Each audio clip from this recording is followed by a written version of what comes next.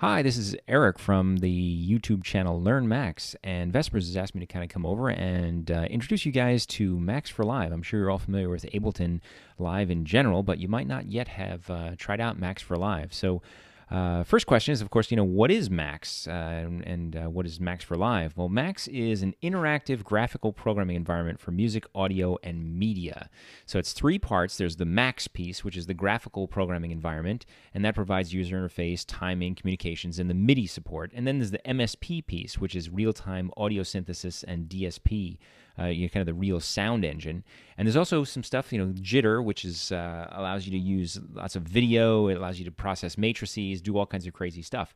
So it's a lot in there. It's a really powerful environment for developing virtually any kind of program.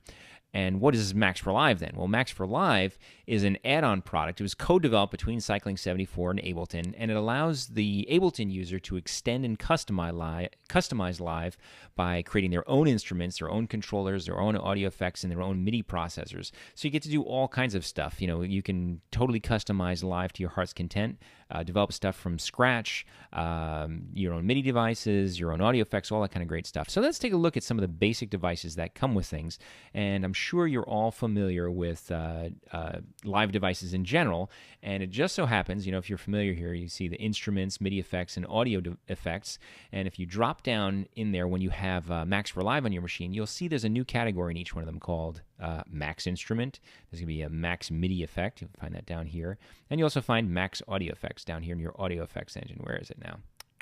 There it is, Max Audio Effects. Okay. So let's take a look. We'll start with the Max MIDI effects. They're kind of some of the easiest ones to make sense of. So let's look in there, and you use the devices, just like you would for any regular Ableton device. Any Ableton device. It's really kind of built in that tightly. So say I grab this transpose device I have here, and I drop it into a MIDI track. It drops just like any other regular Ableton device would. And this in here, this little transpose device that I've made. And here, this is an actual program or a patcher inside of Max, right? It doesn't have the same, kind of text-based stuff if you're used to traditional programming. It actually is created from these little modules and patch cords in between. So if you're familiar with Modular Synthesis, you're going to find this to be really easy to pick up. So in here, you'll see I have a couple of devices, and they're pretty self-explanatory. MIDI devices, if I pull in a MIDI device, MIDI effect that's got nothing in it, I'll just pull it over here. Max has the blank ones, and it has MIDI in mapped right to MIDI out. So imagine you have the input of a synthesizer and the output. It's just a straight line through. This is the most basic device. And over here, I have one that actually does something. I have a MIDI in, and then from the MIDI in, that's just all the raw MIDI data that might be on your keyboard or your controller. It sends that to a MIDI selector, and that parses things out. It says, oh, these are note-ons, these are controllers, these are timing information, that sort of thing. I use the first one, which is actually a note-on, and then I slice up that note-on into its individual parts so I can get the note numbers out of it, and I add some values to the note numbers to transpose things up. So I get chords out of it, and I also pull out the velocity information. Then I spit it out as a note out. So this is, kind of a really simple, interesting program that does something useful. And what I'll do, just to kind of demonstrate, I'm going to get rid of that extra MIDI effect. And next, I'm going to pull in a Max instrument. So let me pull out, let's see, Max instrument, and we're going to grab this Additive Heaven, and that's a synthesizer that comes kind of along with Max pre-built. And I'll turn off my transpose, and I'll play a couple of notes for you. So it's a nice little additive synthesizer. It's polyphonic. You can control volumes of harmonics, and basically adding sine waves together to kind of create a nice sound. I can open up the patch to see what's inside by clicking this little button here. And the instrument devices, they're some of the more elaborate ones, so don't get too thrown off. It launches right into what's called the presentation mode here. And I'll zoom in a little bit so you can kind of see what's going on there. So this is presentation mode where I build my interfaces, and then there's patching mode where I can really see what's going on inside the program. So here you can see I have, again, my MIDI in. I have a sub-patcher here that processes the MIDI information, then it passes it off to the MIDI patcher within here. So in here, this is definitely a more complicated one, and it's doing things like, adding sine waves together, creating an envelope for the sound, loading the messages, controlling the levels, controlling the polyphony, that sort of stuff. So you kind of, you don't want to dive right in here necessarily, but if you come over to my Learn Max channel, we go through like step by step from the simplest part all the way up to a full-blown polyphonic virtual analog synth, and we'll show you how to do that.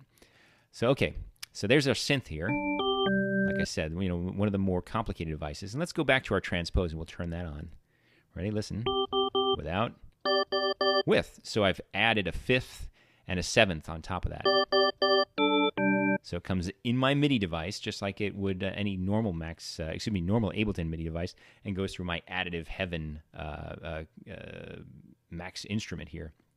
And I could have, I have a whole bunch of different kinds that are sort of the built-in ones. Here's a bass line, kind of a virtual, sort of an analog synth here. Let me turn off that transpose again. Right, nice little subtractive synth in there. So lots of cool stuff in those two kind of things. All right, so those are, real simple introduction to those kind of devices. And of course, a lot of the power of Ableton is, allow you to, what it can do for manipulating loops and wave files, that sort of thing. And so, of course, you can create your own audio effects inside of Max as well. So let's scroll down here and pop open our Max audio effect. And you can see in here all sorts of, some fun things that I've been building. My own standalone delay, for instance. Let's see what I got here. Remy delay. It's named after my cat. I'm sorry about that.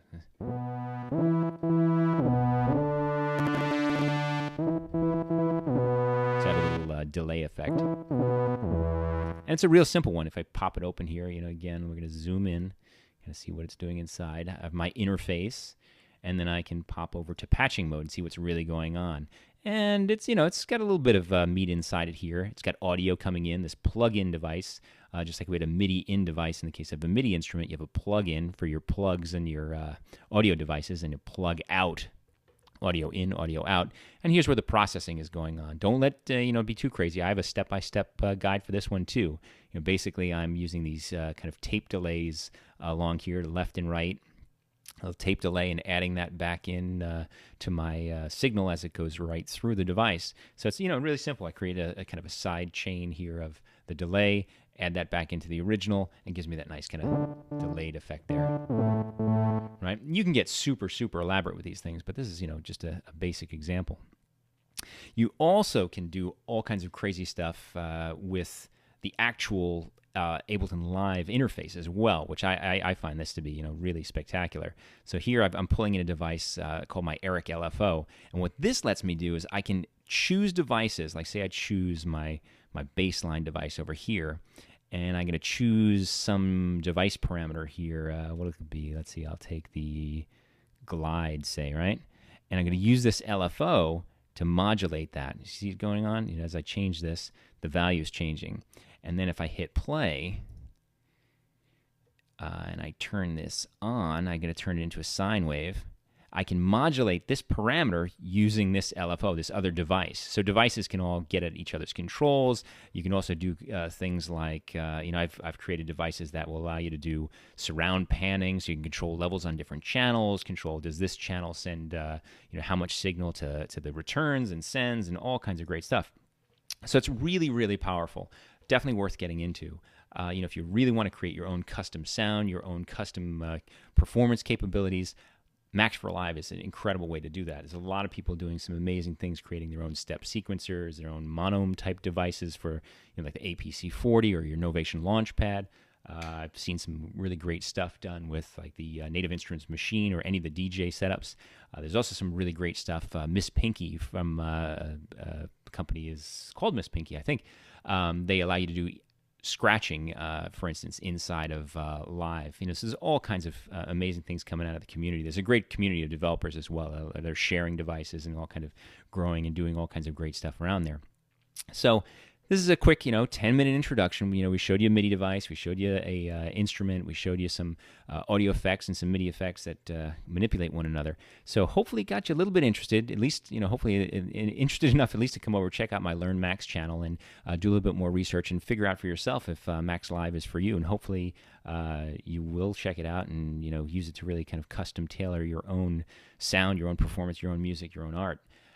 So once again, I want to thank Vespers for inviting me over to this little guest spot. And I think, I won't say too much yet, but I think you'll be hearing some new stuff in the future that on both our channels that you're going to really find interesting. So take care, happy patching, and have a great night.